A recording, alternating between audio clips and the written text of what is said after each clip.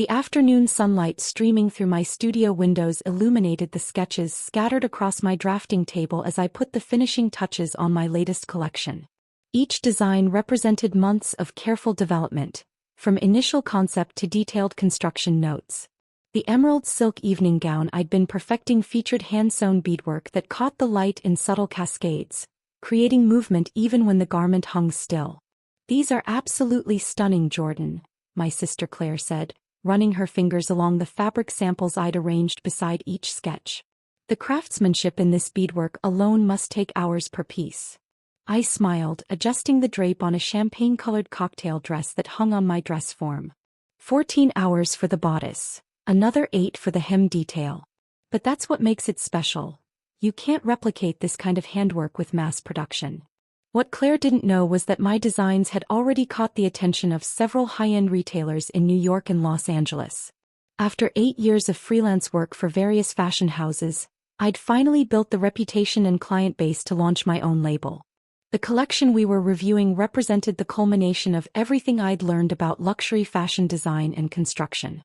"You should show these to Marcus," Claire suggested, referring to her husband who owned a boutique in the fashion district. "He's always looking for unique pieces for his upscale clients." I hesitated, remembering previous interactions with my brother-in-law. Marcus Ashford treated fashion like a commodity business, focused more on profit margins than artistic integrity. His boutique Ashford collection catered to wealthy clients who wanted exclusive pieces, but Marcus himself had never understood the difference between genuine craftsmanship and expensive imitation. "I'm not sure my aesthetic aligns with his target market," I said diplomatically. Claire's expression softened with that familiar look she got when she sensed family tension. "He's been struggling lately with inventory.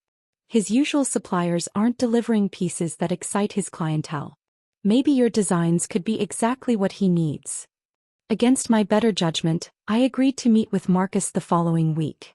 His boutique occupied prime real estate on Madison Avenue, with floor-to-ceiling windows showcasing carefully curated displays.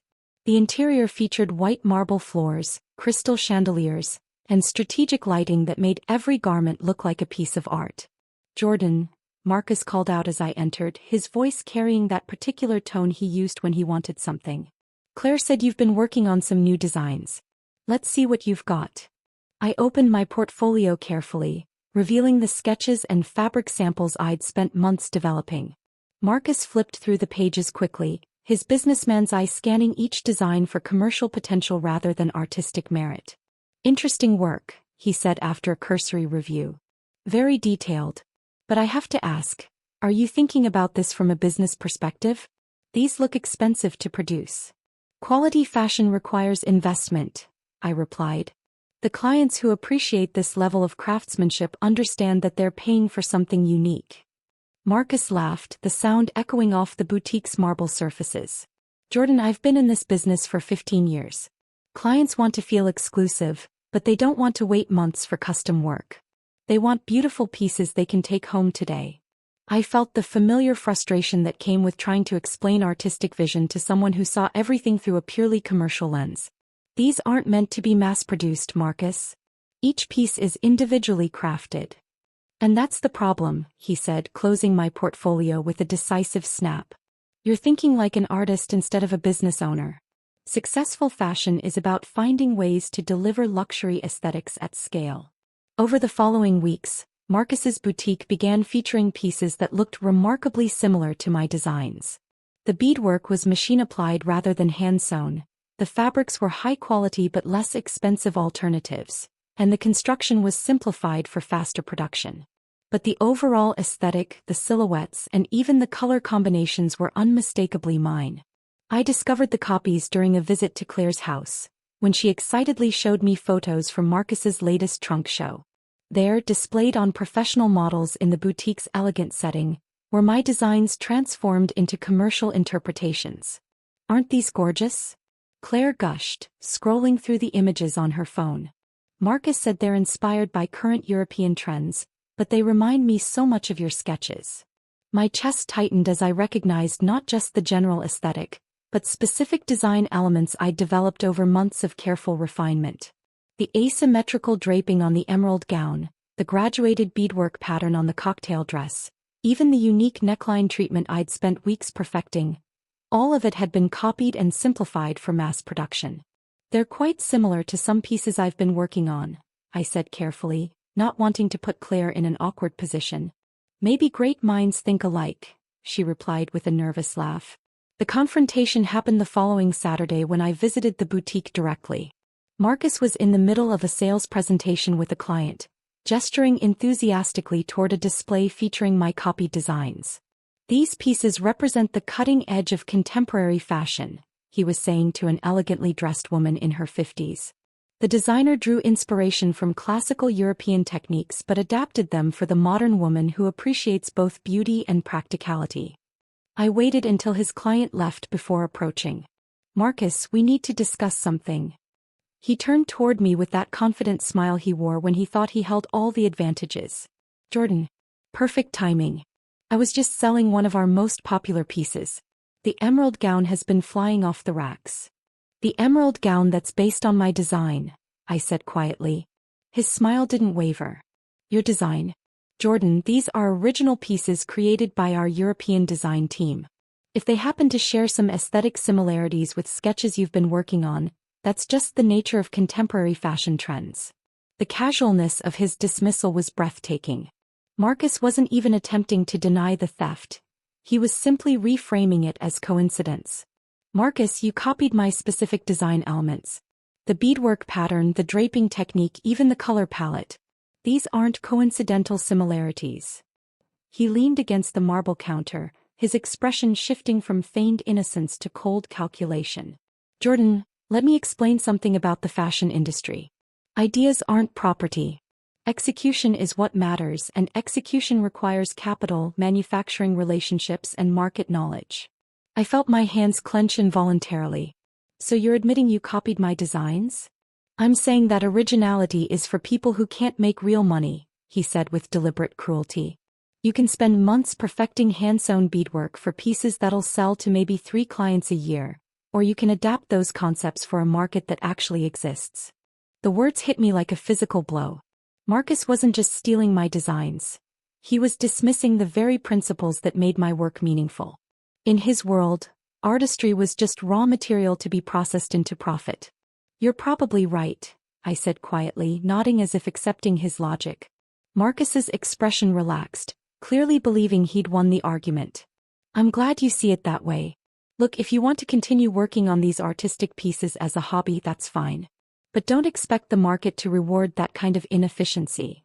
What Marcus didn't know was that my hobby had already attracted the attention of Benedetti Manufacturing, one of Italy's most prestigious fashion production houses.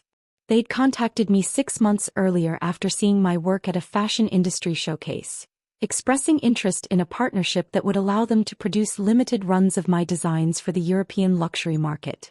I walked out of Marcus's boutique that day with a clear understanding of exactly who I was dealing with. Over the next few weeks, I accelerated my negotiations with Benedetti Manufacturing, finalizing a partnership agreement that would give me access to the finest Italian craftsmanship and materials while maintaining complete creative control over my designs. The irony was that Marcus's boutique began struggling almost immediately after launching his copied versions of my work. His wealthy clients, who prided themselves on exclusivity, quickly discovered that multiple people were wearing identical pieces. The magic of luxury fashion lies partly in its scarcity, and Marcus had undermined that scarcity by prioritizing volume over exclusivity. Sales have been disappointing, Claire told me during one of our regular coffee meetings. Marcus thought the new collection would be a huge success, but clients are complaining that the pieces don't feel special enough. Some of them have returned items because they saw identical dresses at other events. I nodded sympathetically while thinking about the orders that were already flowing in from Benedetti's European retail partners. My authentic designs, produced with genuine Italian craftsmanship, were commanding prices 3 times higher than Marcus's copies while maintaining the exclusivity that luxury clients demanded. 3 months later, Marcus's financial situation had deteriorated enough that he was forced to seek new manufacturing partnerships. His current suppliers were producing adequate copies, but the quality wasn't sufficient to justify the prices his boutique required. He needed access to the kind of high-end manufacturing that could elevate his pieces from obvious knockoffs to convincing luxury items. Claire called me on a Tuesday evening, her voice filled with worry. "Jordan, Marcus is flying to Milan next week to meet with some Italian manufacturers. He's convinced that European production quality is the key to saving the boutique." "Italian manufacturers are certainly known for their craftsmanship," I agreed, suppressing a smile. "He's putting everything on this deal. If he can't secure a partnership with a prestigious manufacturer, he might have to close the boutique." The meeting Marcus had scheduled was with Benedetti Manufacturing, the same company that had been producing my designs for the European market. What he didn't know was that Giuseppe Benedetti, the company's founder, had become personally invested in protecting the integrity of the designs they produced under my label. Marcus flew to Milan full of confidence, carrying samples of his copied designs and financial projections showing the potential volume he could deliver. He'd prepared an elaborate presentation about his boutique's prestigious clientele and his vision for bringing European craftsmanship to the American luxury market. The meeting took place in Benedetti's elegant showroom, surrounded by examples of the finest Italian fashion production. Giuseppe Benedetti, a distinguished man in his 60s with an encyclopedic knowledge of fashion design, reviewed Marcus's samples with the careful attention he gave to all potential partnerships. "These pieces show interesting design elements," Giuseppe said in his accented English, examining the copied emerald gown. "The beadwork pattern particularly catches my eye. Very sophisticated technique." Marcus beamed, clearly interpreting this as validation of his design choices. "Thank you. Our design team worked very hard to create something that would appeal to discerning clients." Giuseppe continued studying the samples, his expression growing more thoughtful. "This asymmetrical draping technique and the graduated beadwork pattern, they remind me very much of a designer we currently work with. A very talented American designer named Jordan." The color drained from Marcus's face as understanding began to dawn. Giuseppe opened a portfolio and revealed photographs of my authentic designs as they'd been produced in his factory. The comparison was devastating. Marcus's copies looked like crude imitations beside the originals. "Perhaps you know this designer?" Giuseppe asked politely. "The similarity in aesthetic choices is quite remarkable." Marcus stared at the photographs, his confident presentation crumbling as he realized the trap he'd walked into. There might be some coincidental similarities." "Coincidental," Giuseppe repeated thoughtfully. "In my 40 years in this industry, I have learned that such detailed coincidences are quite rare, especially when they involve techniques that require months of development to perfect." The meeting ended with Giuseppe politely declining Marcus's proposal, citing concerns about design integrity and maintaining the exclusive relationships that define our brand values. Marcus flew back to New York empty-handed, his last hope for saving the boutique effectively destroyed. Claire called me the night Marcus returned from Milan, her voice heavy with defeat. The Milan trip was a disaster. The manufacturer refused to work with him. Something about design similarities and exclusive relationships. Marcus is talking about bankruptcy. 2 weeks later, Marcus called me directly for the first time since our confrontation at his boutique. His voice lacked all traces of its former arrogance. "Jordan, I need to ask you something and I need you to be honest with me. Do you have some kind of relationship with Benedetti Manufacturing?" I paused, considering how much to reveal. "I have a partnership with them, yes. They produce my designs for the European luxury market." The silence that followed was profound. When Marcus finally spoke, his voice was barely above a whisper. "The designs I've been selling, they're all yours, aren't they?" "Yes." And Benedetti knew that when I showed them my samples. Giuseppe Benedetti takes design integrity very seriously. He doesn't work with companies that build their business on copied work. Another long silence. "Jordan, I've made a terrible mistake. I destroyed my relationship with my clients by selling them copied designs, and now I've destroyed my last chance at recovery by trying to partner with your manufacturer." "You made several mistakes, Marcus, but the biggest one was believing that originality has no value." 6 months later, Marcus closed Ashford Collection permanently. The boutique's prestigious location now houses a gallery featuring emerging artists, a fitting irony that wasn't lost on me. Meanwhile, my partnership with Benedetti Manufacturing had expanded to include a flagship boutique in Soho, where my authentic designs commanded the prices and respect they deserved. Claire and I maintained our relationship, though family gatherings became awkward affairs where Marcus's downfall was a subject everyone carefully avoided. He eventually found work as a sales associate at another boutique, a humbling experience that taught him to appreciate the difference between creating value and simply extracting profit. The most satisfying moment came when one of Marcus's former clients, the elegant woman I'd seen him selling to that day at his boutique, became one of my most loyal customers.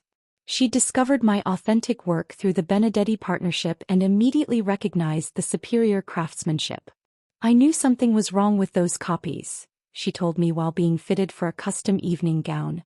"They lacked the soul that makes truly beautiful fashion special. This," she gestured to the hand-sewn beadwork on her dress, "this has soul." Sometimes the best revenge isn't destruction. It's simply being so good at what you do that the people who try to diminish you end up serving as cautionary tales about the difference between authentic excellence and cheap imitation. Marcus had learned that lesson the hard way, and the fashion industry was better for it.